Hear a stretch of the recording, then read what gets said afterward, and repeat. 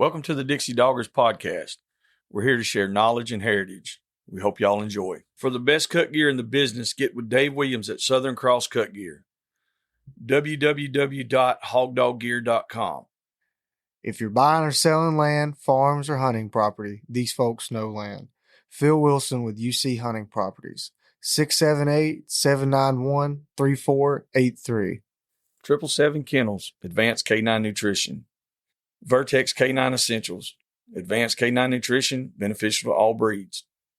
You can contact them at 979-206-3050. All right, everybody. Nate Joey down here, Dixie Doggers podcast, coming to you. We're down here in Fargo. Yes, indeed. Y'all have heard me talk about Fargo a few times. Thanks to Cody Godwin. He got me down here and ruined my life, per se. And now I can't seem to stay away. And he's connected me with some other individuals. And now my life is probably, I'd say it's probably further ruined, because now I'm in too deep. I just can't get out of it. And we got a whole group of people here sitting with us today. We're sitting outside. It's nice and cool weather here. It's the last day of bear season. Deer season's fixing to get kicked off, and I'm down here with a legend. And so I'm going to let him take it from here. Tell him who you are and what it's about. Morris Cruz. I was raised in Baker County. I'm 82 years old, and I started off deer hunting the year after I got out of high school.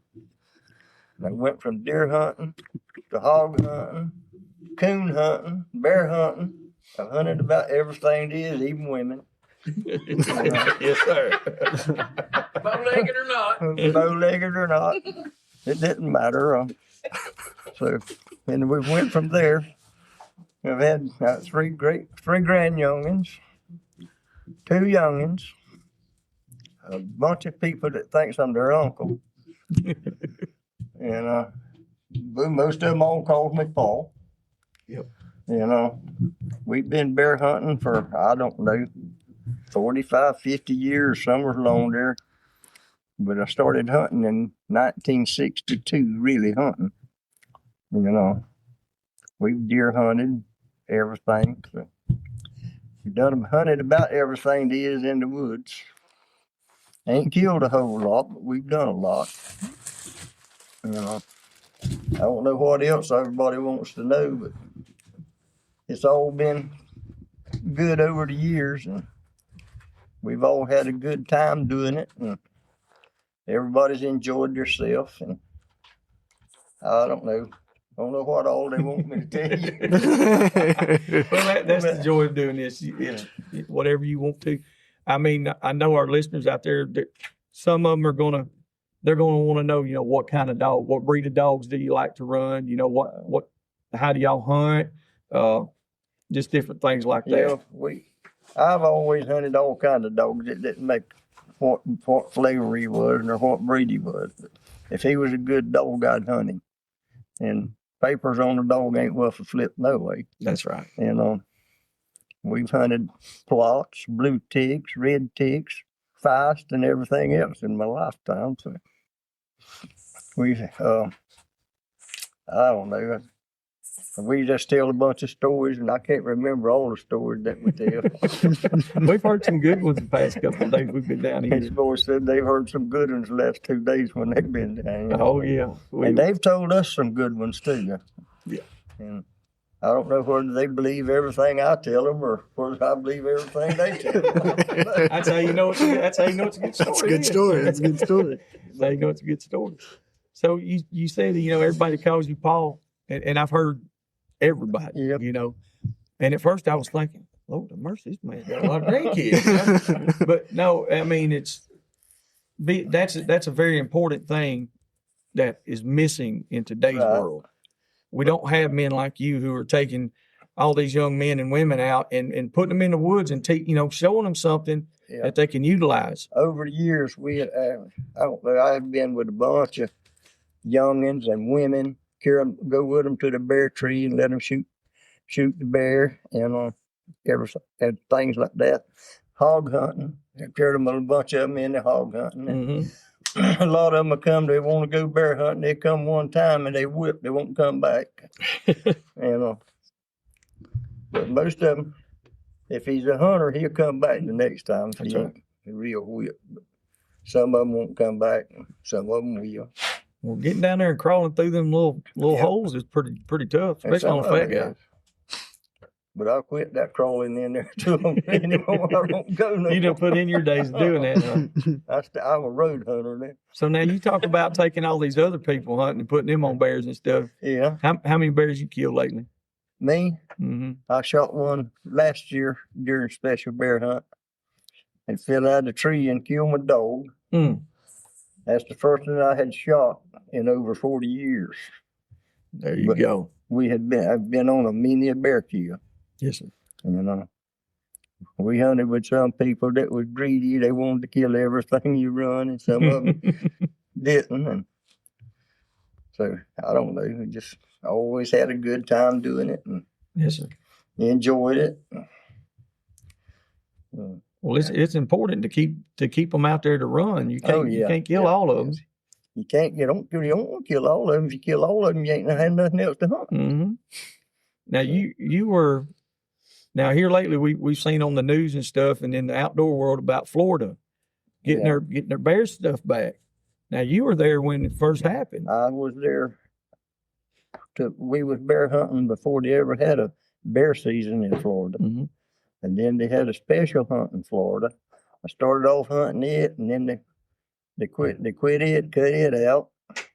And Georgia, they didn't have a season. And I was there when the Georgia season started.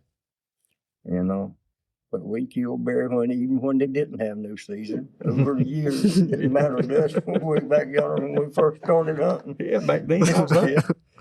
But back then the bear was a menace to people. Nobody wanted them around. Yeah. And they still a bunch of people now that wants them around that don't want you to kill them. Yeah.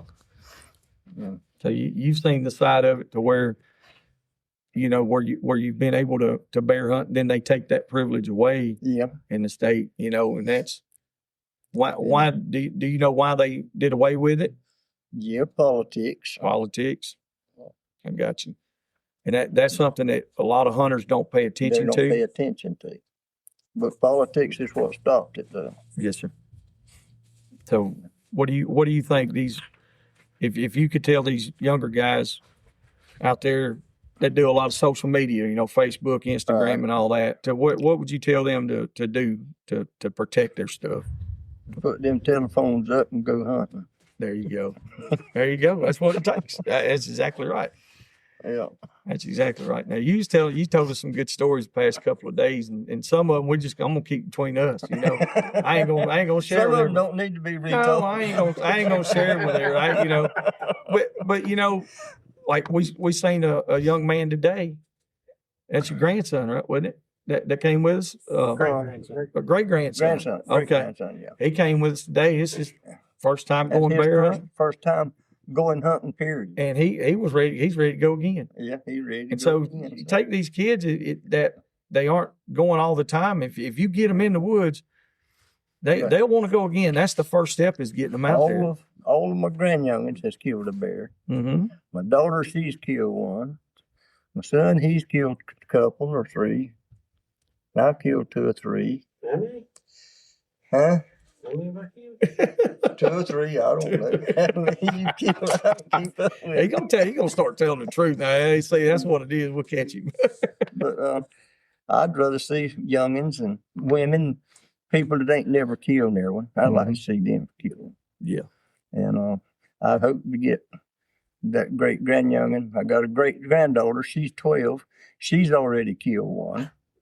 And I want to see that little redhead. I want to see him kill one. Yep. There you go.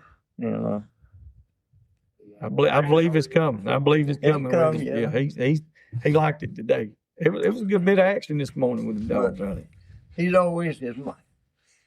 I don't say he's a mama's baby, but she keeps him intact where he don't go Yeah. very many places.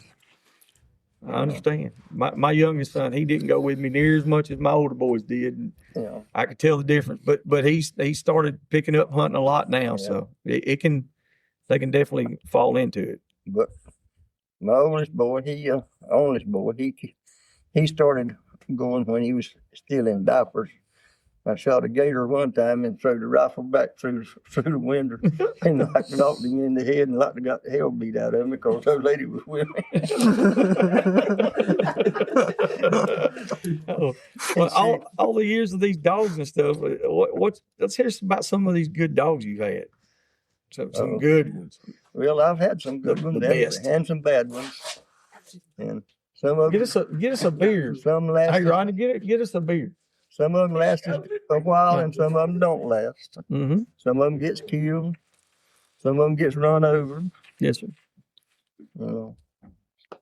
But any kind of dog that I hunt, I like it. What's your best dog that you've had? Blue ticks. Blue ticks. We'll be back after a quick break. Quick thanks to the supporters of the Dixie Doggers podcast. Light Hounds. Southern Cross Cut Gear. Phil Wilson with UC Hunting Properties. Rankin Ranch 38 Cattle Company. 777 Kennels Advanced Canine Nutrition. And the old Boars N Broads. Yeah, I like them better. Most of the time better than any other kind.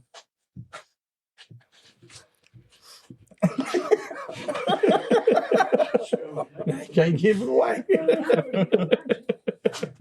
But no, a lot of people are hard on blue ticks. They talk about them bad. Well, some of them say they're just possum dogs. That's all they can do. You got to get the right one. I had a lot of them that wasn't no good. Yes, sir. But they don't last long. Mm-hmm. They get thinned out. They get transferred. Yes, sir. Transferred on out the way. Out the way. So when you're getting a dog or a young dog or a puppy, what do you look for in that dog? Like what's going to make you put time into him? I don't know exactly what to tell you on that because you have to make your own mind up when you see a dog, whether you want him or like him or not. Okay. But I mean, you can't tell nobody how to pick out a dog because everybody is different on them. Mm-hmm. Or I've always seen it was. But you didn't help me a damn bit. I didn't help you. Yeah, I thought he was gonna give me that secret, and I'd be like, "Well, I go do this." Well, I mean, give me a secret. Yeah, you don't. There ain't a secret to it. You can. He's the secret over there. He's the one who picks the dogs out. You can take a dog that's the best dog in the world, and breed him to a good dog, and you might get a good dog out of him, and you might get a sorry dog out of him. You don't never know. Mm-hmm. And a lot of it is the time you put in a dog of working him and training him and hunting him. The more you hunt a dog, the better he gets. Yeah, that's a big thing. You got to put in the time. But it's time. It takes time to make a good dog. Mm-hmm. But so when you never know, some of them will pick it up at 6 months old. Some of them year, 2 years old before they ever really get to making a dog. And some of them It's a little bit older. they'll pick up trailing a hog or a bear or something when they're 8, 10 months old. And some of them won't. And some of them ain't never good for nothing but a pack dog. They fighting dogs. Mm-hmm. That's you got to have those too. I was going to say it's a culmination of everything. Yeah. It's like that, when I've talked to some guys and when I first started out, all I wanted was just number one dogs. Boy, you get 5 or 6 of them, you got a headache. That's about what you got. Well, if you had 5 or 6 number one dogs, you wouldn't need nothing else. That all I had was a headache because every one of mine would want to be independent, and I'd have them stretched all over the country. And this one would need some help, and wouldn't nobody helping him because they's busy with their own stuff. Yeah, they's independent dogs like that. Mm-hmm. There's a lot of them that won't honor another dog when he's running. You want one to honor. Yeah. Oh, yeah. Because sometimes you get on a bad bear, you need some bad dogs on him. Mm-hmm. You got to have a full team. Yes, sir. So when you get on talking about a bad bear, one on the ground that's ill, that fight bad, hard. he don't want a tree. He don't want a tree. And sometimes you can put 40 head, 50 head of dogs on one, and you can't make him climb. Mm. Now you was telling us a little bit of a story about something like that earlier. y'all got on a bad bear or ill one, and you had the boys go home and get some more dogs to put on yeah. you. Tell Yeah. the listeners about that. I know that's what they want to hear. They want to hear these stories. Well, we was in a bad place to start with. It was thick, and we was on him, and I had dogs on him. A couple of more boys had dogs on him, and he just eating them up, beating them up, and they'd come to the truck, and we'd water them up, and rest them up, and send them back in there. And then we had sent my son-in-law back to the house to get another truckload of dogs. Brought them in there, and he started beating them up. And we put on him about daylight that morning. And about 3 o'clock that day, we finally killed him. He just walked out in front of a boy on the road, and we killed him. And we killed one Christmas Eve morning that they had put a collar on, and he had growed so much the collar had his whole neck rubbed raw, wasn't a bit of hide or nothing under the collar, and he was new. And we had about 60 head of dogs on him and never did make him climb a tree. That's crazy. And finally killed him. They killed him on the ground fighting. What's the biggest bear that you and your pack of dogs have been on? 500 something pounds. It's a big old bear. 529. 529. That's a lot. That's a lot of meat. Yeah. And then you're one of those, you don't believe in wasting nothing No, either. don't waste it. If you kill him, you eat him. There you go. And there's a lot of that, even with the hogs. We were talking about that before. You hog hunted a lot, not just bear hunting. Ain't no sense in wasting. I don't like to see them kill them and leave them laying in the woods. Yeah. And it happens a lot. It happens a lot. And I mean, if people could eat what we were eating here today, they wouldn't be leaving nothing laying around. No. I mean, That's some good groceries last year. About everything we eat today was come out of the woods. Yeah. The Fresh. pork, the bear meat, and all come right out of the woods. It's good old fashioned camp time here, and that's the thing about it. All the people that were here, I mean, this is to me like where we're at. We don't have a lot of camps like this anymore. Yeah. They're all going away. They're fading out. I mean, how have y'all kept this thing together this long? We probably had 25 or 30 people with us today. Oh yeah. It was a pile of them. And now we ain't got, 10? Yeah, about 10. They can't have Everybody's left. Yeah. They had to go home to mom. So how do you keep it going like that? Every year keep that many people going and hunting and coming? I don't know. Think it's because you give them a hard time? Most of it is. Yeah. I give them a fit now. Yeah. I've seen that firsthand. I've been encountered by that this weekend too. Yeah.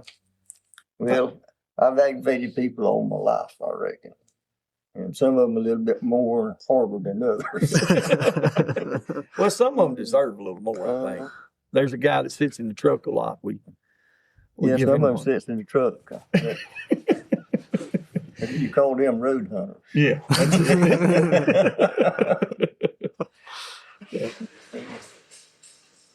think the main thing is like it's family and just being tied to like people we've always hunted with and been around our whole life, like Clifford, just keeping it all together, and Papa and that bunch that you hunted with. I mean, they've always hunted together, been around. It's a tight knit group.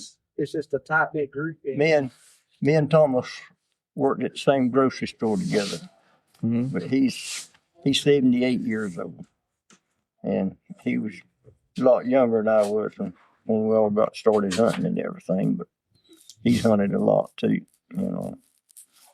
He's raised youngins that loves to hunt and grandyoungins that loves to hunt, just like I've got. Yes. I don't know that one there. He was a little bitty thing about that.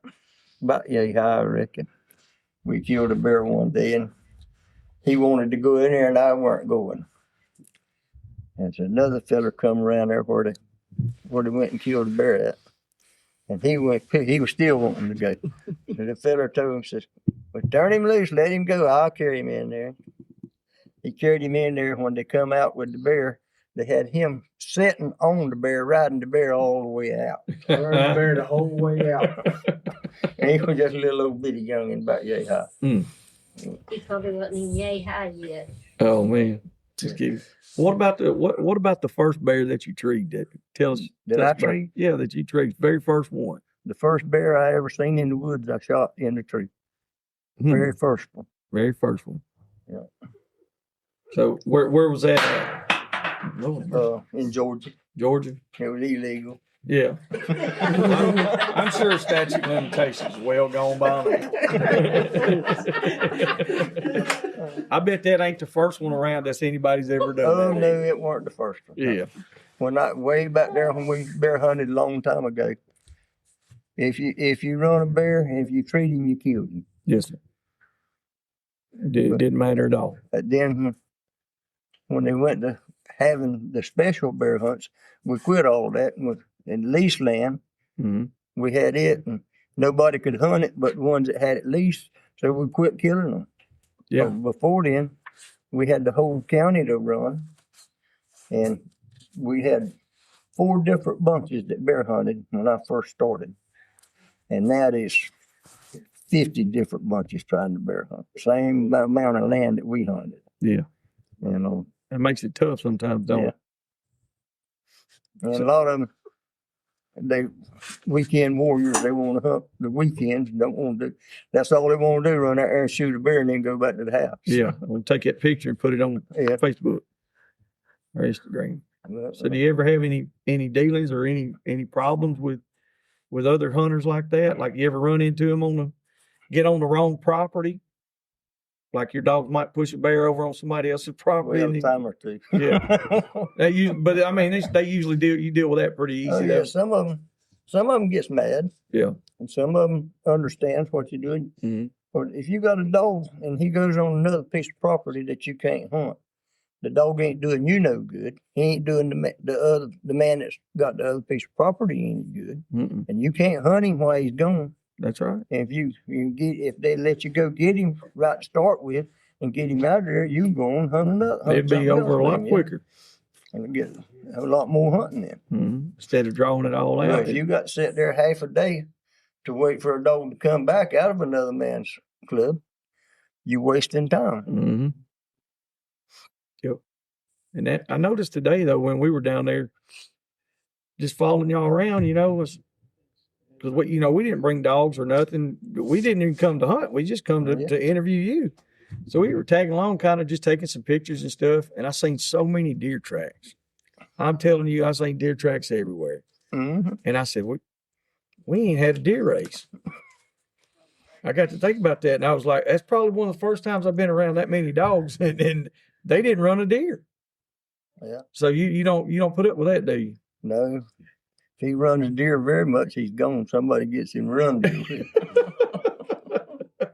Well, with a lot of the steel hunters, the guys that deer hunt out of stands all the time, they can't get on board with dog hunting because they're worried about these dogs pushing their deer out. Well, I can tell you, they wouldn't a deer pushed nowhere this whole time I was here. You can jump a buck with a pack of dogs and run him slam out of the county. In a day or 2 days, he'd be right back where you run him from. He don't stay gone. He was raised there. He comes back home when the dogs quits running him. He starts working his way back home. Yes. He's just like people. They always want to go home. Mm-hmm.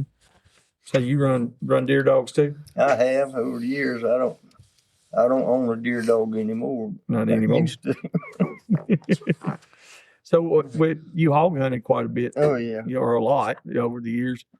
So what's your biggest hog that you've ever took?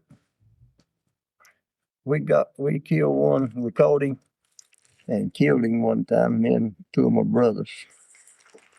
And he was the heaviest. He was a bar hog. He was the heaviest and the fattest hog that I have ever seen come out in the woods. We had him hung up and split him in half. He looked like a half of beef hanging up there with the fat that was on him. Fat was probably 2 to 3 inches thick on his back there. Hey. Tell him about the one you got with you and just the one dog. Yeah. That's what we need to do. All y'all need to start to say, hey, tell about this story now, because y'all know all this stuff. And I want to ask all the right stuff, but I don't know what, hey, this is his thing. Let him do it. Y'all give him some ideas. Come I on had with a it. jip that I used for a trail dog. And we'd hunted all weekend. And there was a big bullhog that was up there in the woods where we was hunting at. And I had run him 2 or 3 different times. He always put me off on a bunch of sows and pigs and stuff. The boy called me that I was working for on a Sunday night and told me not to come to work Monday morning. And I went back up there. I took that one old dog and went back up there that morning and found his track and put on him. I got my rifle and I followed her when she left, but I knew if she found him, he weren't going to stay there long. I was pretty young back then, in pretty good shape. I could get around good. And I followed her. And she finally laid him up. And I got in there, and gallbearers were way higher than my head. And I shot him. And he broke out and run. And 45 minutes later, she laid him up again. Right in the wide open in a cypress pond. There wasn't nothing but just a little bit of water in it and some grass. He done got, I had hit him when I shot him. And he got down where he couldn't run no more. That's where she found him at the last time. I finally got back in there and finished killing him. Drug him out right by myself. Man. And went to load him in the truck. And I couldn't pick him up and put him on the truck. So I backed the truck down in the fire brake, the back wheels, and finally got him up on the tailgate. Yeah. And drove out with him. That's good there. That's good stuff. And I mean, there's a lot of guys out here today that I've talked to, some of them, and they are scared. They're scared to death to hunt by themselves. Oh yeah. Yeah, I mean, there's a lot of them, and they hunt a lot. So I mean, I don't know, a lot of the hunters today, they're not like you. Well, I used to go coon hunting right by myself a lot at night. Walk off in the woods, kill a coon, come back to the truck. Mm-hmm. Go put out, kill another, and come back to the truck. A lot of times I get home just in time to go to work next morning. Yeah, there you go. Oh, he still break camp and go by himself now. Yeah, you will. Really? I still slip off. Just flip off by yourself, huh? Yeah, see, they gonna tell on you now. Oh yeah. Yeah. He don't slip off dog hunting unless I'm with him Yeah. most of the time. We got a little steel hunting club. I go out there and hunt by myself and stand. I've killed some deer and hogs out there, and I have to get me a rope and get up on top of the dog box and pick him up as far as I could and tie the rope off, then get down and take his back feet and put him on the tailgate. That's the way to do it. That's the way to do He it. likes to slip off to Carolina. Yeah. He likes to go run dogs in Carolina and steal hunt. What are you doing over running dogs in Carolina on? Deer Deer dogging? with him. Oh, them? Okay. Yeah. But he missed.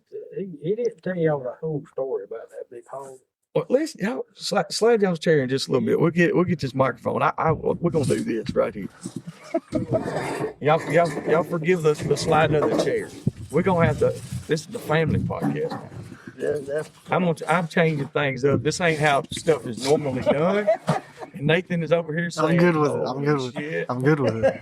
It'll work. It'll work. It's always the first time for everything. That's right. That's what I'm here for. He went and found that hog track. Mm-hmm. Boundary road between the dogs and steel. You gonna tell on me? Well, the hog went in the steel. Yeah, they're right by itself. I say it's Monday. Went up there. Almost well. But he does. That's what he said. He left right behind us. So he had checked the road on down to see if he'd come back. Well, while he was coming back, when he was checking it, the hog come back to the dog hunt on top of the sign, and he didn't look at coming back. So they went in there all the way to the river, trailed back onto the dog side, and that's where he killed him at. Mm-hmm. He didn't tell that part. Yeah. That's what I didn't figure nobody wanted to know all the. That's what everybody wants to know. Everybody wants to know. That's what everybody wants Need to know all the crooked stuff we done. And you've done your share, have you not? No, not my fault. The what? We You've ain't done crooked your on- share, have you Of not? what? Crooked. No. No. No. No. Exactly. That's his story. He's No. sticking to it. There ain't nothing wrong with that. That's So I know y'all got a story or two to, or 100 or two to tell with him. There's too many to tell. Well, I just got one. y'all pick something out. Let's hear it. We was out there on the swamp. We jumped the bear. Somebody, he decided he had to take a peek. Mm-hmm. He was standing there peeing, and the bear come out. Yeah. Right on top of him. Yeah. And he shot him, and we never did get him. He hit him, hooded him up, and we never did kill him. Mm. He got back and forth from us. That was one time he was feeling around when he shouldn't have been. Yeah. It happens. I think a bear got by somebody earlier this morning, didn't it? You was sitting in the truck. The one that just told the story, he got, as we say in the deer dog world, he got hooked this I morning. wouldn't have never shot that bear. He was, You wasn't he gonna was shoot about because you halfway didn't between see me you and pedaling Mike. around with him. And we were about 200 yards apart. And I wouldn't have shot the bear, no. Yeah. There's too far. Giving you a hard time. I've been hanging around Morris long enough now. I just start giving you a hard But I time. was sitting in the crook. But the dogs was 450 yards from it, so I said, well, If we'd have killed that bear today, we couldn't run him no more. Yep. But when he got away, next year he'd still be there. We might get to kill him. He'd be bigger. Mm-hmm. Well, hopefully he puts on some weight so he don't run like he did. Yeah, he's running pretty good this he morning. put on some weight, he's gonna be a badass. Yeah. All right. Well, one of y'all got something? Let's pick out something. Growing up Especially growing up. Yeah. in the reforest over there, that's all he wanted to do was hog hunt. I didn't know nothing about deer hunting until I got old enough to carry a gun, 9, 10 years old. And we was running a hog one day, and Papa we was in a tram road, and this sow come out, boom, down the road she come, and here come the pigs behind me. But Papa reached down to get that pig. When he did, she went right between his legs, and he went right on his forehead, and me sitting on the dog box like. All right. I know you Yeah, got one. Come on. You ain't telling him about the ones that I caught like that. I think so. Yeah. How many And times he did it has- work? Yeah. He it gets worked. run some down. I watched him run some down. He's made me run a bunch down. Just feed them in a clearing, right out there and catch them. Yeah. I ain't going out there and catch them. But back when I was young, well, 10, 12 years old, we lived in Florida. We'd ride over in Georgia. You see an old sow that had 7, 8 pigs with her? We'd run up, but she'd run off the road, and us young ones would jump out, and we'd run 2 or 3 of them down. Running back. We'd carry them back to the house when these pigs and raise them. Raise them up. And next winter, we'd butcher them and eat them. Mm-hmm. And that was part of. I mean, that's part of That was life. part of coming up life. That's part of life. I think that's something that is important. I'd like if you want to But talk the about some of people that. nowadays, if they had to live back when I was coming up, they couldn't make it. Oh Didn't yeah. have no electricity. Didn't have no lights. Didn't have no air conditioning. Mm-hmm. Didn't have a fan or nothing. In summertime, you just laid up and you slept. Yeah. And people done it. Don't seem like it. So tell us some stories about that, about growing up, and making it off hunting and stuff. Yeah. Living off what you kill. Yeah. We had little dogs that run rabbits. We didn't have no deer dogs nor nothing. I didn't ever deer hunt until I got out of high school. And what kind of dogs was them little dogs you talking about? Little fast dogs, little mixed up dogs. The original cur dogs. The original ones, yeah. But they was fast back then. Yes. They wasn't cur dogs. After people Meat got dogs. people got to raising them and selling them, they made cur dogs out of them. Yeah. Before then, they were just fast dogs. Well, I better not say that.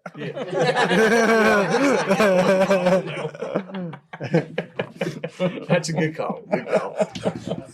But now those little dogs, though, they would do it all. It didn't They'd matter. run anything. They'd run rabbits, possums, coons, squirrels. It didn't matter to them. They'd run anything. Mm-hmm. And then I guess all homesteads and farms and stuff like that, everybody had little meat dogs. When we was youngins, we'd walk down to the river fishing. Them old dogs would follow us down there. We'd catch a mess of fish. They'd run a rabbit or two in the holler, and we'd hear them back to the house. Mom would cook them. We'd eat them. We'd kill ducks down there. She'd cook the ducks first, make duck and dumplings and stuff like that. And a lot of people don't realize what you used to eat. Yeah, that's something right there. Like I said, it's people are losing touch with that. Well, I think there's kind of a resurgence with some people, but it's almost not like the right kind of people, because you get some of these, they're like, oh, I want to go all natural, I'll go green and blah blah blah. That's not the same as what country folks done. You know, they're doing it for better health. Well, They did it to survive. I got a great grandyoungin now that he won't eat nothing if it ain't tater, French fries Mm-hmm. or chicken nuggets. And that's about all he'll eat. Yep. I mean, I've been through the same thing. I'd rather have some home cooked meals, you know, myself. And well, his daddy, he won't eat corn, fresh corn. He won't eat it. He'll eat beans and rice and meat and taters is about his daddy's biggest meal. Really? So how big a family were you from growing up? I had 4 brothers and 2 sisters. All right. Well, I've been 4 brothers and 2 sisters. It ain't too loud, right? No, it should be fine. It should be fine. Yeah. It'll pick up some, and we'll just keep going until it just gets where we can't. If it gets where we can't hear them. No one this ain't gonna bother. No, this is fine right here. We need some rain down here. It's dry. Yeah, it is dry. And so growing up like that, I'm sure you had to work all the time. Yeah. We used to have to pick butter beans and peas we had to pick them at the house, and then we had to pick them for other people that had a big farm. Mm-hmm. They didn't have enough youngins themselves to pick up what we had to help them. Yeah, that's big families as a thing. But there was several years, that's the way we bought our school clothes, was working, picking butter beans and peas and stuff for other people. That's something I think this younger generation really needs to hear. They need to do it. Yeah, like I'm thrilled. They need to get out and experience some of the real world actual hard work and reaping what you sow. You know, because now it's just so easy. You can it's at the end of your fingertips. You know, or they think it's that easy because a lot of it's handed to people. But I mean, it's not a bad thing in a lot of ways, but they lose the respect for it. That's why we were always taught to respect our elders, and and to be polite. And if I see you doing something, I'm gonna try to do it so you don't have to do it. But there's a lot of young people now ain't got no respect for themselves nor nobody else. So. You said it best right there. If they ain't got it for themselves, how can you have it for anybody else? You know. So that's one thing that in the dog world, having respect for yourself is going to carry you a long ways, Right. just in that sense itself. I'm sure you've seen a lot of people dog peddling and stuff like that, Yeah. and tell us some stories about some of that stuff. You said you used to go buy dogs all the time. Well, we'd go buy dogs, and some people would tell you this dog would do this and this dog would do that, and he'd have him built up for $500 or $600, Mm-hmm. and they'd sell him to you for $50 or $100, and get him to the house and carry him to the woods. He wasn't worth 50 cents. Yeah. That $500 dog then turned into 50 cents. He's been out the country. Ain't no tell how many times to get dogs. Really? Never know what you get till you get him home. Yeah, you got to. Some people tell you the truth about a dog, some won't. Mm-hmm. You know. if you got a dog that ain't no good, they ain't no use to trying to ain't no use to sell him to nobody else because he's gonna find out in a few days whether he's any good or not, and then he finds out what kind of fella he's voting from, a liar or he's a fella tell you the truth. Mm-hmm.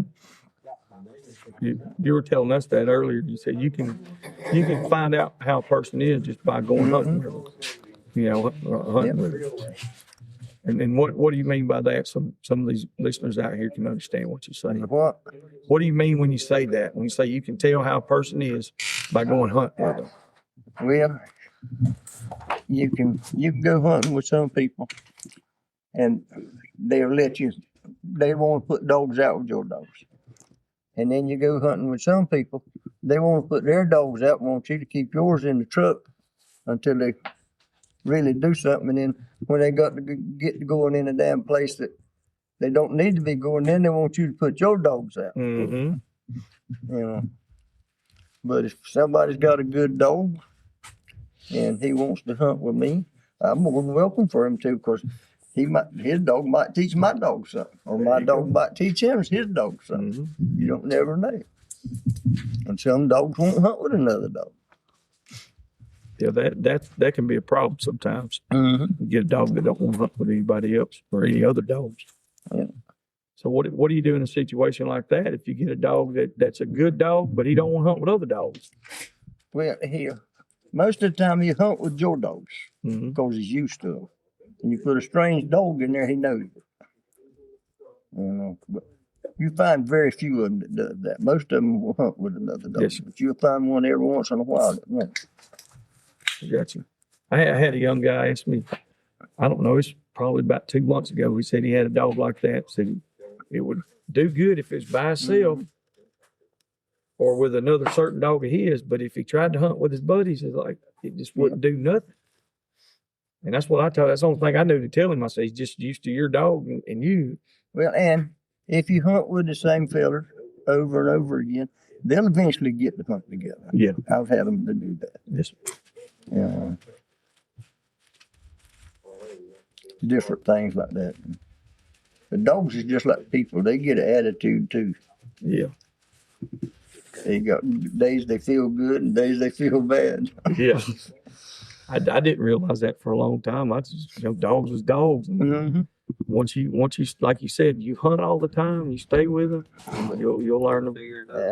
Yeah. And they'll teach you way more than you can teach them, I think. I couldn't tell you how many dogs I have really messed with in my lifetime. Been a bunch of them. Oh, I bet. And so, how many dogs do you got now? I've got 14. 14 is what I would call him. That's what I got. That he's got. And then boys have got deer dogs. Yeah. Me and my brother's got deer dogs, and I got a bear dog or two. But I'm the one that always goes with Papa, so what's his is mine. There you go. There you go. His. That's it. But, since I've been big enough to go hunting, I was never the one to go deer hunting. Mm-hmm. I've always been the one that catered to Papa, wanted to be with Papa. So it's been me and Pa for years, and a couple other people that we hunted with.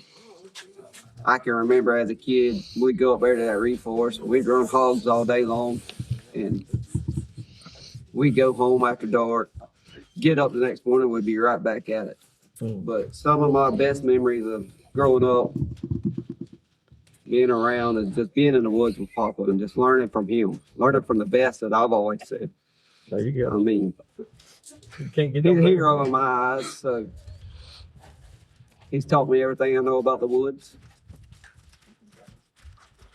So I seen it paying off this weekend. Y'all know you shit. Now ain't no doubt. There's still at my age, at 34 years old, I know a lot. I paid attention a lot growing up, but I give all the credit to him for teaching. Yeah. I've been around it. I've been doing it for years. Except for now, when they hunt, they want to tell him how to do it. So how does that work out? It don't work out real good. Sometimes it works out. Sometimes it works out. Sometimes it don't work out. It all depends on his mood. There you go. There you go. I'm doing the same thing with Nate. You know, I'm like, well, he's older now. I taught him all these things, and now I don't know nothing. No. I can pretty much get him. Well, what aggravates me the most is we have a running a hog or bear, either one. The dogs will be on him pretty tight, and he don't want to pack to him, and I want to pack to him. So you believe in put the heat I on believe him? in putting the dogs to him when they need it. There you go. And the little great granddaughter he talks about, she was hunting with him one time, and she called me on the telephone. She says, "Danny, we got one, and Papa's fixing to dump the box." And them boys was up here deer hunting 2 or 3 years ago. Somebody shot a buck when he come up to the road, I did. I shot the ball. and he darted back the other way or something. That's what Danny killed. And them two there was out there trying to find where the deer went or something or other. She was sitting on the dog box. She was about 6 years old. No, she was younger than that. 3 or 4. And I had me and her dumped the box to the bear dog a bunch of times. They went to hollering something about some dogs. She's sitting on top of the dog box. She got off the top of the dog box, opened both sides of the dog box, and let every dog that was in there out and go. That's what I'm talking Went about. that deer race, and when they finally finished killing the buck, all the dogs was in there. All was still running. They all got a little time in there, didn't they? I'm a believer in that dumping box. She's a mess now. I am too if it's where we can, but sometimes it gets a little. Sometimes you just got to hang on just a minute. Just be a little patient. Just a with little it. patient. Let them work. Yeah. Let them work just a little bit. And then you can be. Yeah. And she'll tell you what to do. Yeah. Somebody's dog just happened to get out the box. So what do you think is about the right number of dogs on an average bear race? What's the number of dogs that you put out? As many you can get on it. Many as you can get on it. That's what I'm talking about. Put them on it. Put it on it. Ain't nothing wrong with that. I like it. Yeah. I went with another man, and he would stage his. You know, he put one old trail dog out, and once that dog worked a little while, he'd wait a few minutes. He'd put another one out. He'd wait a little while, and he'd put another one out. You know, and they just steadily working. I said, "What's he doing?" And he put his oldest dog out, and then it'd go all the way down to his youngest one. I said, That's the way they I got it used- figured out. Used to when I hunted a lot. I was able to go by myself. I had a little love truck. I had a Chevy double Love? decker. Little Chevy Love. Yeah. Yeah. I had a double decker dog box in it. When I left the house, I put 14 head of hounds in it. Mm. And I'd get it where I had a little old blue tick, and I'd turn him loose. He'd get a track started. And most of the time, when they jumped the hog or what I put him on, all 14 of them would be there. Put it on them then. Yeah, they put it on. If you didn't get there real quick and they called a hog, he wouldn't have an ear nor no front legs under him. They would chew his ears off and his front legs out. Man, staying on it. Yeah. So where all have you hunted bear? What states? In Florida, North Carolina, and Georgia. Florida, North Carolina, and Georgia. Okay. What about hogs? I've hunted hogs in Georgia and Florida. Georgia and Florida. Gotcha. That's. And Trying to just think. I wonder how many hogs you've caught. I was telling somebody the other day I'd like to see all the bull hogs that I have caught and killed when they made us quit catching them alive in a pen together. I'd like to just see them all in one pen together alive. Yeah. It'd be a hell of a pin. Big ass pen, wouldn't it? It'd be a pen full of damn pork, wouldn't it? You asked him earlier about his special dogs that was always his special Yeah, dog. your best, your older Well, the dog, one best that when he dogs. killed the bear last year and the bear fell down, he had called me. I just got me a bear. I just got him. And the next thing out of his mouth is, killed my damn dog. Where's my dog? He's under the bear. But then he's on the phone. He's crying. Yeah, Hardy's crying. Jamie's crying. All of them's crying over this one dog that well, sure. is Yeah. dead. And then I'm on the phone with him, and the tears. I start crying because I've been out That's there. exactly I've right. been out there hunting with them with this dog, and my favorite part was to watch where the dogs was on the little screen thing. Yeah. And Now, he I likes got to to see scream, where too, they don't- were at. Don't let him think he likes I that. didn't say they didn't like that dry lane tracking, but track on and the all dry that, too. track. He likes a dry track. What about just a regular handheld? You don't like the? I can't- He can't see it. handle that. Yeah. He said, I understand. I'm saying. give it a screen. If he hits too many buttons and screws everything up, then I have to go back in the fix. Or he's Well, on the my radio fingers is cussing big, us I out, hate to- telling us to come over My there and fingers fix is it. big Yeah. ended. I hit the damn buttons. I don't need to be mashed. Mm-hmm. And then it's our fault. And We they gotta go don't around want and me. fix it. They don't want me to do it because if one does something he ain't supposed to, I burn him. You up gonna with put it that on him. electricity. They- Yeah. they don't You want know me which to- button that is. You know which button that electricity is. Tell him to put a 50 ram bull hogs in front of the house. Dang. Big bull hog. Big bull hogs, yeah. Well, you like in today's time, there's a lot of guys they keep up with every hog they catch and all that. And we tried that a couple years ago. Like Nate made a spreadsheet. Like this is how many. This is a boar. We caught it here on this date. It's a sow. Blah blah blah. Whether we trapped it or dogged or whatever. After a couple months, it was like, look, and that's a good thing because you're catching that many hogs. But they were not all big boar hogs. That's a difference. 10, 15 big boar hogs is way better than 125 shows. Yeah. So, and how do you feel about that? About having to kill hogs? I still, if I was able to catch them, I'd still be the same way. Yeah, I wouldn't lie. yeah. You don't like. Well, I mean, you gotta have something to run the next time. Yeah. But I'd a whole lot rather catch him. I used to, which if I was able now, I'd still be the same way. I'd rather catch him than to kill him. Mm-hmm. Tell him that first heart attack he had was over there. The dude had to go to the woods. What, 2 weeks after that bad heart attack? And we got on the big bar hog at Cornwell and Paul, and they're off the swamp road. The one we run off the road. I had to run him off the road with the truck. Oh yeah, Yeah, tell us about that. yeah. We was running him. He went into the open oak swamp.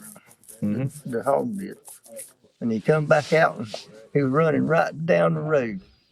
And I forget now what truck I had, but I had an old The blue 81 90? Chevrolet pickup, This is the 4-wheel blue truck. drive. He was driving it, and the hog was running right down the side of the road, and him running along right behind him. I was on the radio. Said, "Get up there and run him off of the damn road."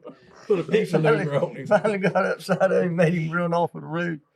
And we got all the dogs. Hell, he run down the road half a mile or further. Really? And Did that both. we got the dogs gathered back up and put them back on him. And they didn't run him 200 yards and they caught him. Yeah, you caught. I know they didn't catch him. They had a place as big as this. Big as this shed. Flag got in there. Yeah. Had him beat down. And one thing that these biologists and everything needs to quit doing is putting collars on the bear. On the bear. Because they collar one and then the bear gets too big Yeah, you and said it that rubs earlier. their neck raw, and that ain't right. You make if you get on him and his neck's raw like that, he's mean, he's ill, Mm-hmm. and Well, he's hurting. I guess that thing. if they gonna track them, they need to put chips in them where they can keep up with them and keep them collars off of them. And it probably has choked some to death. That's what I was going to ask you. Do you ever think that it's caused the death I of a wouldn't bear. doubt it, you know. I don't Well, know. it makes perfect sense. Yeah. Perfect sense. I mean, I done it not a couple of years ago. Didn't not choking one to death, but on a puppy. Little old bony puppy been out there, wormed it good and everything. Didn't think nothing else about it. Well, 2 weeks later, I go out there and a little fat It's roll raw, sticking yeah. out on her neck. And I said, "Oh Lord!" And her little neck was rubbed off. It does And a bear the same it way. didn't take long to do that either. Oh, So you get a bear, and they get it out there like you said, and he gets on the bait pile, or he's eating good in the woods. I see where that could definitely be an issue. and I wish they would put it. How many collared bears you think y'all ran? We killed one. We killed one this year for We sure. killed one this year, Mm-hmm. but they've been 4 or 5 killed this year. Here, We Miss Bear, killed- hear you. We killed one way back yonder in, I don't know, a bunch of years ago that had a collar on him, and his neck was rubbed raw, and he was mean. And, he had killed dogs all summer, Mm-hmm. and we caught him on a Christmas Eve morning, and we put I don't know, 7, 8 truckloads of dogs on him. A pile of them. They was probably anywhere from probably 50 to 60 head of dogs. Oh, And goodness. they couldn't make him climb. He just wasn't going to climb. He had to kill him on the ground. Mm-hmm. That's I've wondered about that, about the collars and stuff. If they ever, once they collared them, later on, did they go check them again? Do they loosen the collars, or Well, they adjust them, or what? You But know, apparently not. anything with a battery on it's going to eventually go dead. Mm-hmm. And when that battery goes dead, they can't track you no more. Well, it's talking about the tracking stuff. As long as you've been in this, you've seen every tracking system for dogs. Yeah. So what do you think was the best tracking system that did not fail? That was right as rain. The old beep colors The old beep beeps. with the warm. Hey, get up around that dog box and hold that antenna till I hear it beep. Yeah. Oh, that's what I started out with myself, and I've It was had, hard to beat because they didn't die. So these Garmins, these I've had- Garmin collars, they last a day and a half. Some of them last a day. Some of them last 2 days. yeah, you might get a couple of days. You out of might them. get a couple of days out of them, but them beeps, Oh yeah. they last They for last. years Yes. before they ever last die. and last and last. Because it had that sealed battery in it, Mm-hmm. and you didn't have to charge it. Over there when we were this morning to Ricefield Swamp, Yeah. I was probably 16 years old. He sent me in there. I went 500 yards, Mm-hmm. and I was about 6 or 7 foot on top of everything, and couldn't do nothing else. The dog was wherever. I turned around, Pop said, "You didn't get very far, did you?" I said, "No, sir, I didn't." He said, "Good, because that's what I wanted you to do." Yeah. Turn around and come back. It was so thick you can't do nothing. That beep beep. I mean, it might say it's here. I mean, you just got to get that faintest beep or that loudest beep, and we couldn't do that with it. I had a dog that got hung up in Ricefield Swamp one time. He got his tracking collar hung on a vine or something, or limb or something got stuck through it. He couldn't get out, and he stayed in there a week. And you and Brenton started in there. Went in there. Started to go in there to get him. And I thought he was dead in there. They got just about to the edge of the swamp, and the dog come to him that morning. And his collar wasn't on him. And his collar was still beeping right where they beeped all week long. I know he was hung up. He hadn't been hung up. And he finally shook the You collar. find the collar. No, I didn't. Never did find. Yeah, I got you. Yeah, but I mean, it still was after a week. Still Yeah, beeping like they- the Gorman collar's going to be doing a week. I don't think. We had dogs killed in Impassable Bay over in Florida one time. And we went in there and got 2 collars. We had 3 dogs that was dead in there, that killed in there. We went in there and got 2 collars one morning, Mm-hmm. and they'd been in there a month then. And we went around the swamp to another spot to go in to get another one. And we started about every time you'd make a step, you'd see a damn cottonmouth laying there. And we finally, we decided we'd leave them snakes alone and come back out, wait till it cooled up and go get it. And we never did get back in there to go get it. That collar's still in there, in the swamp or something. Damn. Yeah, them old big collars, they did good in the They mountains done and real forests good. too. We used that's what I first started out with. We've had some issues with Garmin here lately, but it's mainly where we hunt at. Well, I don't think the Gorman colors is as good as the beep colors was. They show you more, but I think they have made more people miss game with them Gorman colors than they have killed them.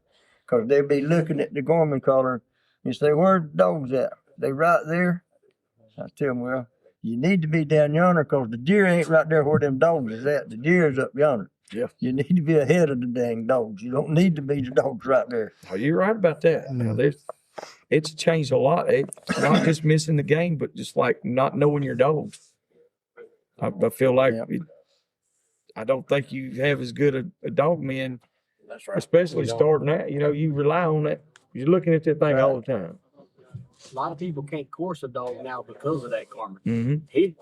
When we were raised, we didn't have that. He said, "Get up there and listen, and you tell me where that dog's going." Yep. I mean, a lot of days on the dog box with Daddy, Papa Clifford, you had to course that dog by ear. You didn't have a GPS. Mm-hmm. I mean, you had your ears. If you didn't know how to course a dog, When you use your beep colors when they got that out of your hearing and you couldn't hear them nowhere. We've had them to go across the swamp, and it'd take you 30 minutes to get around the other side of the swamp. Yep. And you couldn't hear them. And that's when I first started, that's what I had. And then I got away from it. Got that new stuff. Boy, I thought I was doing something big. And I ran silent dogs. So, it was good to have. But now I got a dog that started opening up. I don't have a tracking system at all. He does.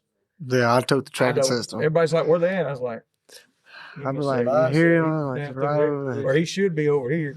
Now, I don't even hardly look at it. Yeah, he gets stretched out. I'll tell Nate, I'll be like, where's he at? He had to go back to the truck, get his thing out, look at it. So it's putting you back into it. And I realized that. I was like, I really need to do that. And I know when we got a good Gorman's is good for a silent mouth dog that don't bark until he's looking at what he's running. Mm-hmm. Yeah, they work good for that. They have their pros and cons. Yeah. Like if you're on the dog box and you got a dog that likes to whimper when the game gets close, they can win. I mean, you can hone him. I mean, there's a lot of things you could, and like breaking a dog down, going to a still hunt piece or a private piece. That's where I see the alpha of the shot. Oh yeah. I mean, that helps you more than anything. But I hunted for years with no kind of tracking collar on a dog at all. Mm-hmm. Well, tell him about that running dog we had that wouldn't bark. And you put the bell on him. That was his dog. That was Hardy's dog. My dog. Yeah. No, it was my dog. That must have been that was a good dog, huh? It was my dog. So, we went and got two tree and walker. We went and got 2 tree and walker puppies from him. Mine died. And his puppy died. And so I gave him mine. So it was originally my dog. Oh, okay. I got you. And he would run anything and was fast. He'd get way ahead of them other dogs and wouldn't bark a lick. I went and bought me a bell and put on it. Calvin. Oh, a cowbell. Calvin. I was thinking like a little beagle bell. About that big, about that high. You know, we was running a bear in the club right across the hard road from the house over there where we was living at. You know, a boy that was about their same age. Him and his daddy was out there, and they was on the swamp road just before they went into the Oak Swamp. And that boy, he wasn't really big enough to shoot a gun, crossing the road or nothing. He told his daddy, Daddy says, you better get out and get your gun. He says, you hear that bell a coming? And sure enough, it He wasn't. got out. Bailed right out. Be like a phone call. Answer that thing, boy. When the bear hit the road, he killed him. Yeah. He wouldn't have never killed him if he hadn't had that cowbell How on about that that cow? That's crazy. Cowbell on. But he was a full-blooded walker, tree walker dog. But Yeah. would not bark until he was looking at what he was missing. I know some fellas right now that lay a lot of $100 bills on that. And he was worth every bit of it. I had a big red tick dog that was like that one time. Rooster. He wouldn't. I seen him one day. He beat up a hog, and we were going in there to catch him, and some more boys went in there. And that dang hog got on top of that dog, and he was just slinging his teeth, cutting that dog on top of it. And he finally got off that dog. You know, big-headed red tick dog. Old dog run over there about furred the hood of that truck over there. Stood up there and shook his damn head and shook a little bit. Jumped right back on that damn hog. Boars. You took the boy from, was it Lake Butler over there somewhere in there to kill him? No, he was from Storm. Eugene. Eugene. He killed him. He killed him. He was a member. He had been a member of the club. And that was the first year we was in that hunting club. You know. Well, that must have been either a good story or something about Eugene. All y'all laughing now. He Eugene was special. Okay, I got you. He's a bird of a different fellow. we was hunting in a club up there at Fargo, and they more or less kicked us out because the boys from Florida got to killing more deer than the boys from Georgia was. And it was a family of people from Waycross, you know, that was hunting. Yes, sir. You know, they got mad because we was killing more deer than they was, or the Florida boys was. Mm-hmm.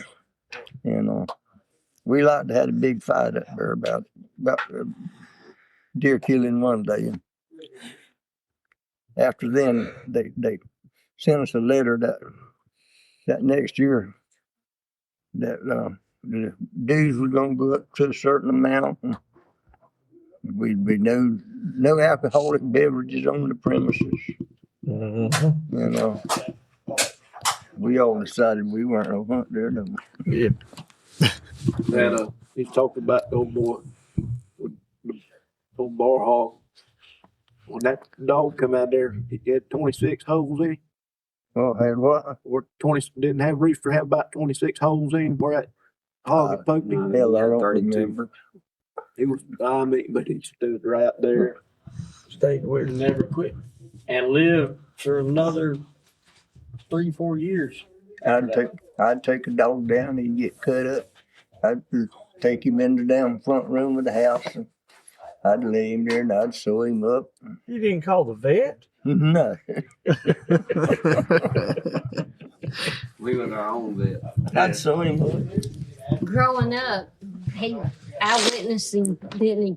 He would bring them right on in the house, sew them up, and they'd sleep in the house till they got well. And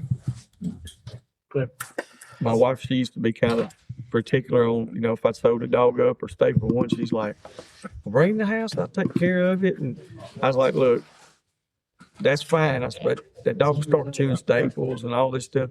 Oh, no, them poor babies. Yeah, after that second dog chewed them staples out, she's like, look, you got to do something to this damn dog. I was like, yeah, that changed your whole attitude. I'd catch a little old bitty pig sometimes. We'd be out there in the woods. Uh-huh. Just see them run across the road. I'd jump out to catch one of them. I'd carry him to the house, walk in the house, hand him to the old lady. She'd go get a baby bottle and she'd raise him. Yeah. That's one of the hardest things right now because we can't have live hogs in Alabama. Can't have a live hog? No, sir, not at all.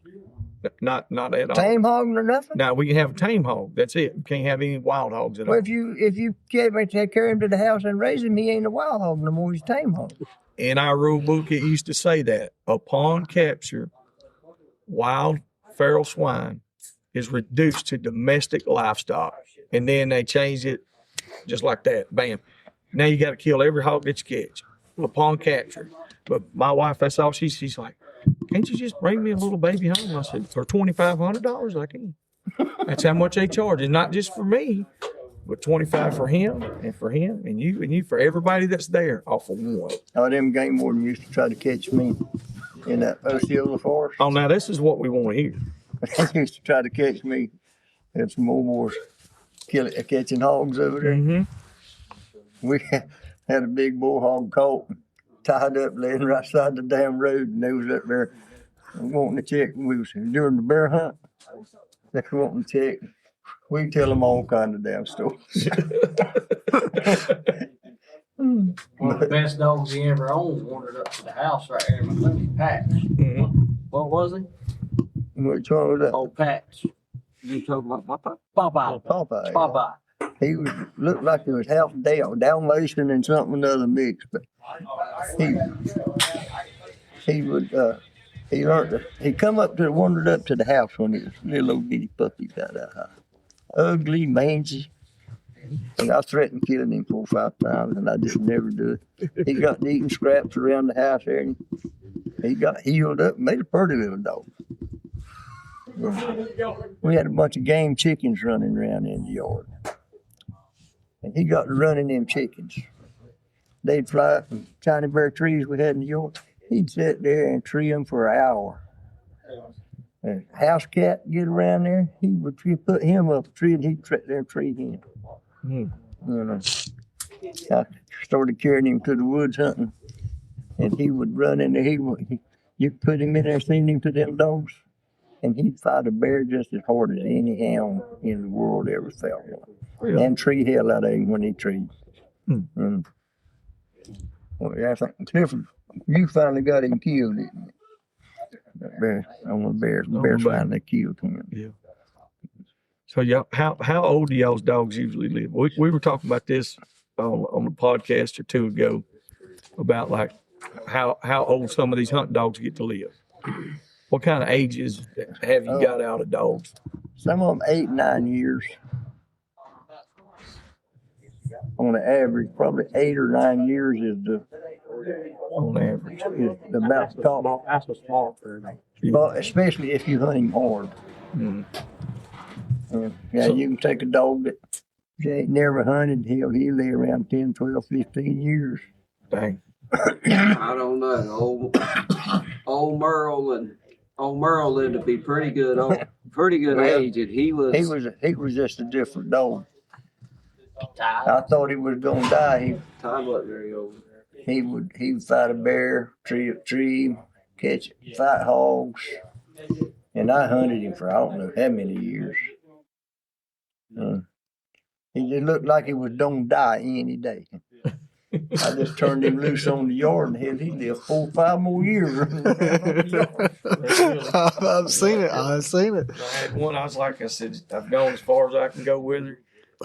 I didn't have the heart to just do it over, just be done with it. And I said, well, I'll just turn her loose here. Yeah, that's I think it was 4 years she lived. It's like she ain't never gonna die. The big walker dog they say about the bell, they retired him. We brought him out of retirement. Me and him did. Because we got to ride and drive and hunt on our own. We brought him out of retirement.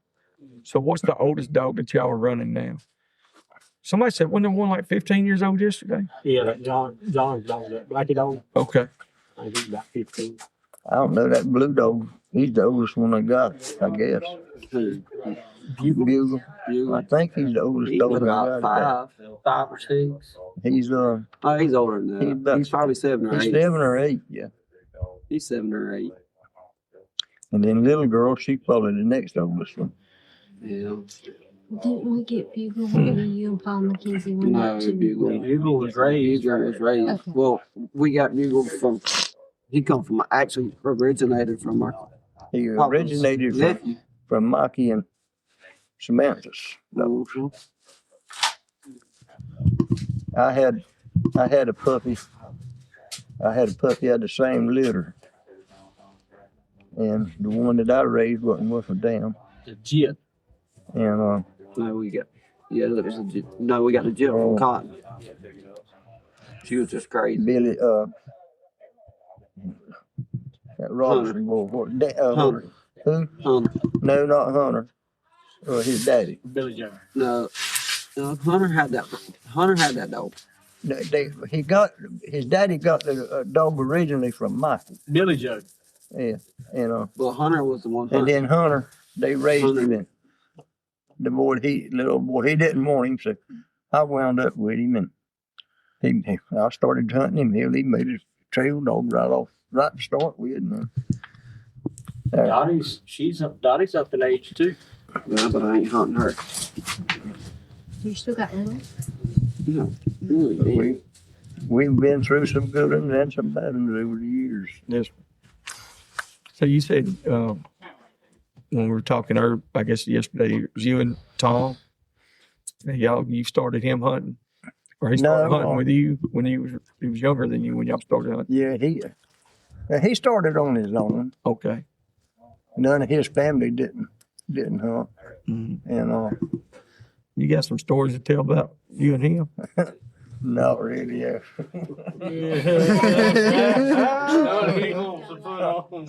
Listen, everybody on here listening is just like us, We except they're in 75 different countries. when he told me he had I think it was a '54 Chevrolet car, and he had got him a couple of old dogs, and me and another old boy, had been out all night drinking and trying to run a fox. And Thomas come through there about just before dinner sometime that day. He'd been up there and trying to hunt them old dogs. There wasn't much to them, you know. That old boy, he had one of them little Willis Jeeps.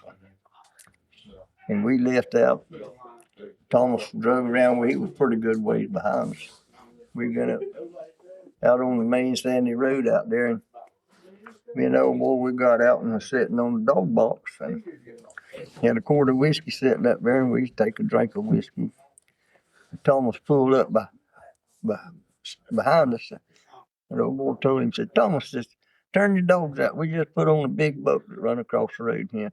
He run back there and opened the damn trunk of the car up and let them dogs out. And we had all our dogs in the truck. They just scattered. Then the boy got in the truck and drove off and left him. Boy, that young'un was mad. And he had his dogs in the trunk of a car. He had them in the trunk of the car. Yeah. I used to hold mine in the trunk of the car. I had a Yeah, they don't 57 talk Ford. about. Yeah, I think that's like, that's something that your generation would do. Yeah. Reckon there's anybody in today's time that would do that? No. Yes.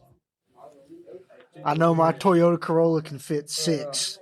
It won't close with 7. I went out there one day and he said, he opened the trunk, here come dogs. I said, what do you do? Open it up and they all just be sitting there. He said, I'd be like, I got them trained. They calmed I up. said, son, take the trunk. He said, this thing don't use no gas. It gets 32 miles to the gallon. I can hunt all night on $5. Had that 57 Ford, and on the back glass there had a Pinot section about this big that it was decked out there. Mm-hmm.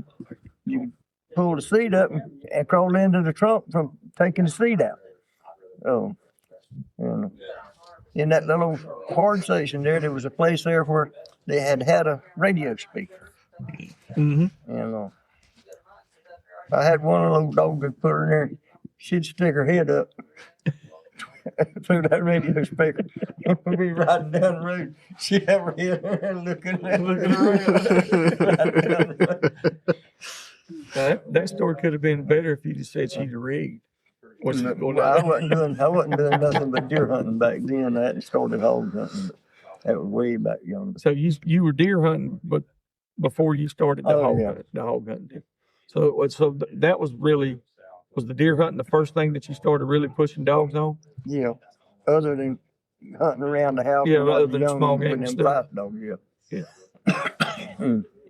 And how much have you seen that change over the years as far as the deer dogging? Oh, yeah, a bunch. A bunch. How would you say it's changed? Is it for the better or for the worse? Or could it be better? Well, back then we didn't have near many deer. We didn't have a bunch of deer until they started leasing land. when they started leasing the land, the deer population got better. You know, People quit killing everything you got. People quit killing everything they run. yeah. And they started taking care of them and they were raising. And then on the bear, when I first started bear hunting, sometimes you ride all day long not find a bear trap. You know. Then they started leasing the land, and well, we still kill some in the summertime after we leased up. We had a lease to hunt them on. Mm-hmm. Then people started feeding the bear, but those years they didn't put no feed out for deer, hogs, nor no bear.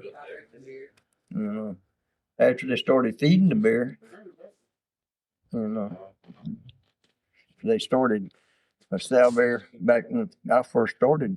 She had 3 cubs. She was lucky to raise one because she had to scrounge and hunt feed. And then after people started feeding them, they started raising. Mm-hmm. If they had 3, most of the time they would raise them. And that's the reason the population went up so bad on the bears so fast, because they had plenty to eat and they raised more little ones than they used to raise. Yes. Yeah, that makes a lot of sense. I don't think people see it from that point of view. Like you said, basically, that helped the population get to where it's at now because of hunters. You hear of all these other things that's why it happened, because of this or that or whatever. It's because of guys who are doing their own management practices. You could if you killed a 300-pound bear back in the early 70s.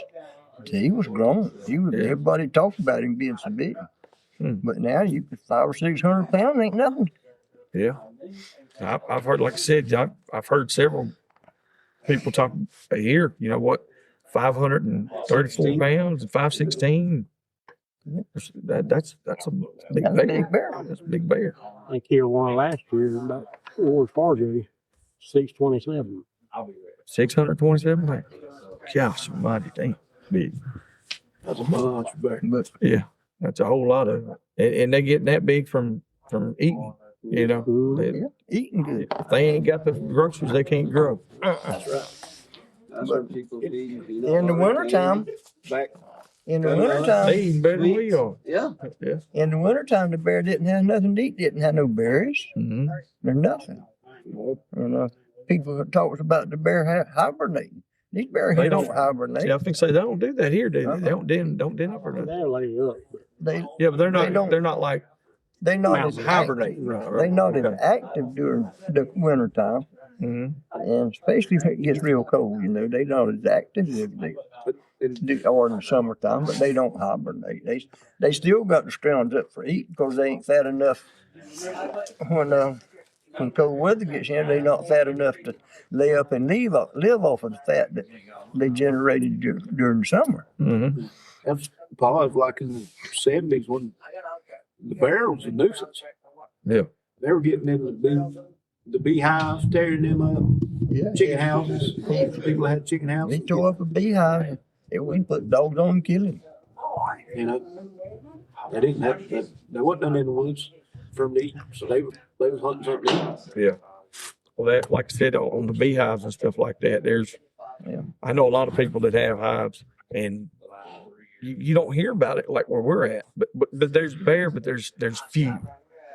And I've told people before, I was like, well, just because you don't see them does not mean that they're not there. I imagine if you see 1 or 2 roaming around, there's probably a few more laying around somewhere.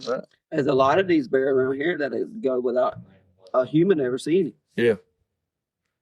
And so when y'all are doing that, like running these bears, we were talking about before, you might run the same bear. Yeah, we might run him every week for a while. Yeah. And then he'd go missing for a little while. Mm-hmm. But if he's eating somewhere and you quit feeding him, he'll come by every once in a while, check to see if there's any feed there. See if there's anything there. When you go to feeding them back again, he checks it. There's feed there when you start feeding them back in the spring. Then he starts coming back regular. one of the best times I've ever had in the bear woods with Pa was hunting in a club right across the road from the house. Last day, didn't have much that morning. They had walked. We got on a little old small bull bear and put nothing but puppies on it. Treed him, went in there, shook him out the tree, put the puppies back on him. We treed him again, and what we were doing, that was one of the best times. Just training dogs. These youngins was having a ball. That's when Jeremy Davis climbed up in the Yeah, tree. he climbed the tree. Die hard. He was die hard off the skill. Yeah. The bear ate the boot off of our buddy Jeremy's foot. And I'm like, ripped the damn hole and pulled it off. I seen Joey Wright almost get mauled to death by a half feral, half potbelly pig like that under an old man's porch. Yeah. It chewed the boot off The him. boot off. It was, man was raising potbelly pigs. Back when everybody was wanting them. Yeah. And he got dementia. And like them pigs was out there, he had a pen. I'm talking about there was 100 or more. Well, the only place they had wild hogs was right there where he was at. And one of them had got out and the car hit it. And they told him, they come up there and said, look, we're gonna have to get rid of him. So what did he do? He opened the gate. He got rid of him. Thank you. Because let me tell you, that little potbelly about this tall now, and he ain't fat and slow no more. He's done bred up for one of these wild hogs, and he's a bad little dude. Yeah, You're talking about doing some puppy training. Well, I got a hold of one of them little rascals. It's about 60 pounds. And Nathan had something. I come around the house, he said, he's got me. He's got me. And my buddy, I was like, I was scared. I was like 9, 10. I fell off in the hole. It was under a board. And my leg, the pig went in the hole. And I got the dog out, and my leg was down in there. And he grabbed my boot, went to pulling on me. And Muck boots hadn't been out long. You had got that brand new pair of muck boots. Them boys was trying to pull me out. They said, let go. I said, I can't. He's got me. And they were like, your dog's out here. I said, it ain't the dog. It's a hog. And I said, it's a big old boar hog. He's got me. He's tearing my foot off. About 60 pounds. About 60 pounds, I'm telling you. But that dude he was about probably 260 about 5 minutes before. Oh, yeah. So I couldn't imagine a damn bear chewing on my boot. If I'd have told that story, boy, it'd have been a dinosaur or something. We didn't have that milk spoon. We had that little one put on, and we used up the puppy, young dog. And we messed with him 3 hours. Wow. Treat him 3 or 4 times, shake him out, get him out the tree. He'd get down and run, get the dog back on. We had a ball. Had the youngins all in there, you was seeing it. It was a good time. And that's the main thing about it, is having a good time. Having a good time. And like you said, y'all, how many years have y'all had this camp or been doing this? Like you said, you've been doing it 50 years. I've been in camps in a bunch of places. Yeah. But as a family, y'all been doing it ever since y'all been old. I've been the one. Like I said, I was born in November of '87, and the next September, I haven't missed a bear season. Yeah. When she was little, we had a camp at Taylor, Florida, together. And the first weekend of every month during the bear hunt, during hunting season and summertime, we'd go up there to that hunting camp. We had 12 members, and probably 6 or 7 of us would be there the first weekend of every month. We'd go up there and stay all weekend. We'd hunt and run the dogs during the summer. And all the women, wives, and youngins, they went up there. Everybody stayed the whole weekend. And then when hunting season come in, we stayed up there every weekend. Mm.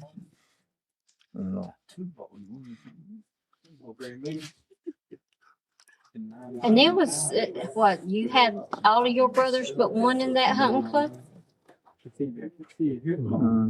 Uncle Neil, Uncle Richard, and you. Uncle Cook wasn't a Cook member. didn't never get in it. Neil didn't never get in it. Yes, he did. Yeah, Neil was in it, yeah. Yeah, you and Uncle Neil and Uncle Richard. So we were always up there every weekend. And I had my 2 youngins, and my sister's youngest, and my oldest brother's youngest. They was all, most of them was always up there with us too.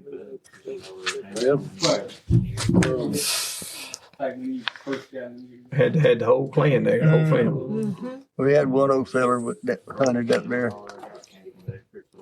He had a big old Ford long wheelbase truck. And all of them youngins would pile on his truck and ride with him all day long. Yeah, we couldn't wait for them to get out of the woods because they would load us up. We'd load up in the back of the pickup trucks and go up to the store, and they'd buy a bag of candy. When's the last time you think you seen the kids riding in the back of the truck? Oh, it's been a long time because my boys didn't even ride in the back of the truck. Really? Yes, they did. He said yes, We they rode did. in the back of the truck uptown. I did, yeah, we did. Yeah. Like, like this, holding on to the dog box and They did in praying the to God woods. that they didn't go real fast to the left. Well, I remember when I was like 12, Alabama passed a law that you had to be 18 to ride in the bed of a vehicle. Because I remember being like 7 or 8, and we were riding around town in the bed of the truck one time, a few times. Dragging feet over the dirt oh road. yeah. I learned the hard way about getting snatched out of the truck like that When I too. was- Black back. When I was coming up, Daddy had a pickup truck. And Mama, she was a big old woman back then. And hell, her and Daddy filled up down front seat. All us youngins had to ride in the back. Yep.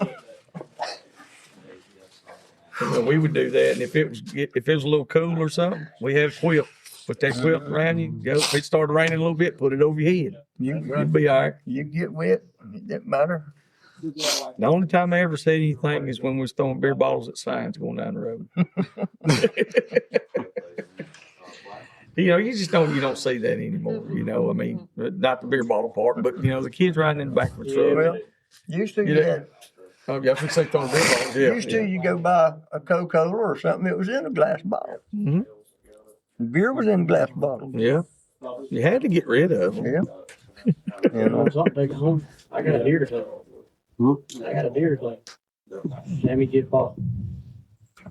Well, you got to clean the deer now? Yeah, Jamie killed a buck. Yeah, yeah. give it to me. You skinny? No, yeah, skinny 40. Huh? I got the skinny 40. Oh, you wasn't skinny? No, I got the skinny 40. Well, go get him and skinny. They still get to it. He said he ain't hurting him. I like him too. So Tell get- about the last day of bear season in the Reed Forest when the dog got out the dog walk. He can't tell me that. I did it. He's told us quite a few good ones there. What we looking like on time? 1:30. 30. Oh, we're good, though. You want to tell some more? You want to talk some more? I about told about everything I've done, I reckon. Well, I mean, That I wanted anybody You to ain't know told about. everybody. I don't want anybody to know about it. He used to cook corn too. He used to cook corn too. oh, yeah. I used to what? Cook corn. He still bought some good corn. Gatorade Yeah, jug. you Corn. boil the corn up. Corn? You Gatorade jug. In your Gatorade jug. Yeah. If anybody out there that has listened to this, they know exactly what we're talking about. We're talking about liquor. Not even a liquor brand pup. We're talking about liquor. Are you talking about little red ball? Yeah, that little red bottle. We had one of them a while ago. Yeah, we had one yesterday too. I missed supper. He had sleep for I fell dinner. asleep. I slept all through supper. He had sleep for dinner. I said, hell, I'm pretty good. I can handle this. Shit, let me tell you, you hit that Gatorade bottle a few times. Brand new man. Felt better this morning after it was all over. It'd take about 1,800 pounds of sugar to do it. Yeah. Pile it in there. Oh, that was way back That's yonder. that's the Yeah. best toothache medicine ever. Mm-hmm. We done. Tell us a little bit about that back in. I know you don't do that no more, but back when you could do it. We'll make it moonshine. Yeah. We had 40 barrel stills. You put 40 barrelfuls of water in it. Mm-hmm. We put 1,800 pounds of sugar in it. 100 pounds of wheat bran. and 2 pound cans of yeast. Good Lord, that's a pot. Let it sit there for about 4, 5, 6 days according to the weather. We'd go and crank it up. We'd make anywhere from 55 to 60 5-gallon jugs of whiskey off of it. Oh yeah. And then we'd haul it in Jacksonville, sold it. Yep. There you go. How'd you haul it around? What'd you haul it in? An old Chrysler or Plymouth car, 'cause they had big old trunks on them. You could put a bunch of it in there. And then we take the back seat out and put it behind the seat, and then the front floorboard on the passenger side. Anywhere we could stick a can, we'd put it. Have it piled in there. Yeah. Well, you gotta make the most of each load, I guess. Mm-hmm. What was it going for a gallon back then? Or did you do quarts or gallons? We were getting, I think, $21 for a 5-gallon can full. For a 5-gallon can. And now, if you can find some good ones to drink, it's $75 to $100 a gallon. Yes. Yeah. Yeah, we know about what that runs. If people would make good liquor now, you'd probably get 200 a gallon. Everybody thought it was easy, quick money. It was quick money, but it damn sure weren't easy to make. Time you toted 1,800 pounds of sugar to a still. Yeah. And 100 pounds of wheat bran. And then you toted 700-pound cylinders of gas in there to run it with. Mm. And then toted 55 or 60 cans of whiskey back out to the damn road and loaded them in a car. That would work. That's a lot of work. That's a lot of work right there. It was quick money, but it was hard work. And it don't matter how far you toting it. I mean, any amount you're going is going to be a lot of work, And especially if you had to hike it in. Back then, I'd rather make whiskey than anything I ever done. I like it. Everybody I've ever talked to that's ran whiskey before, that's exactly what they say. It's like, I'd rather do that than anything else. And always kept me something to drink. Mm-hmm. Yeah, I guess if somebody didn't drink their own whiskey, I'd be kind of weary of that. Yeah, it made me nervous. You didn't drink it, I ain't drinking it. Yeah, exactly. No. There's got to be a reason why. But we'd turn it down when we got about the amount of alcohol content out of it. It started getting weaker. We'd catch it and sit and catch us a gallon of the good strong stuff, and we'd turn the fire down, the gas down under it, but it wasn't boiling so hard. Let it cool down a little bit, and the cooler, the less steam that went in that condenser, the easier it was to cool. And we'd get that thing down where it'd run where you could stick your finger in it. It'd be real cool, and then we'd catch us a gallon of it. Yeah, real time. And when we got that gallon that we was gonna drink, we'd fire it back up. It'd be warm. You could take a bath in it when we run it. We were trying to get it run out, where we could get out of it. Mm-hmm. Trying to get Now all it you makes get. us great wine. Yeah. Yeah, that grape wine's pretty good. You ain't brought none of that? I ain't make none this year. I made 2 jugs and it. I got sorry and let it spoil on it. Well, Nate made a little bit of wine this year. I didn't drink most of it. Yeah. The problem. It was good. You like me, he makes it, you drink it.